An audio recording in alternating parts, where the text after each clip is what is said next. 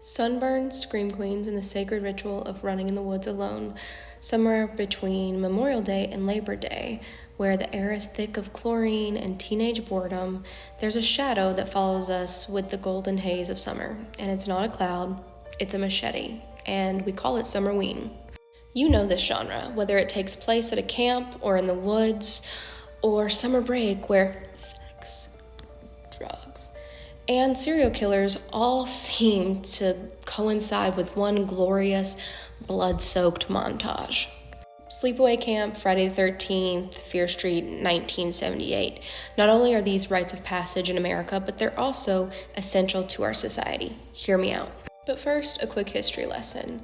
The slasher craze of the late 70s and early 80s coincided with America's suburban sprawl and moral panic. Teenagers were wild, and the conservative movement was foaming at the mouth because of sex, drugs, and Dungeons & Dragons. Enter the camp slasher, a punishment fantasy for the Reagan era. And the message was clear. Have sex, die. Do, die. Go out into the woods alone.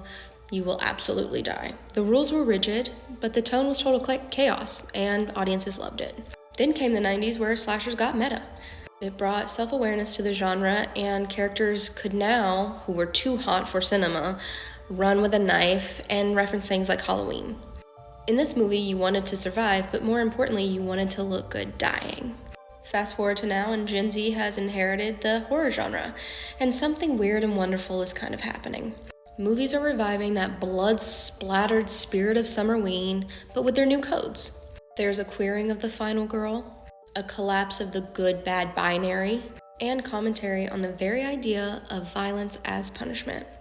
The people making these films grew up loving the genre and are now flipping it upside down with their own takes, wearing it like a second skin and daring audiences to say something. Summerween is escapism that drips with blood and irony. And yes, they still play by some of the rules. There will always be a lake, there will always be a campfire, you will see someone get impaled with a tent pole.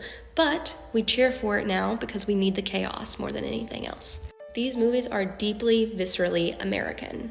They externalize our repressed instincts and let us scream at them. It's no coincidence we return to these stories every summer. So this Summerween, turn on your favorite final girl movie, and then go back outside. The sun's still out, but the woods are waiting.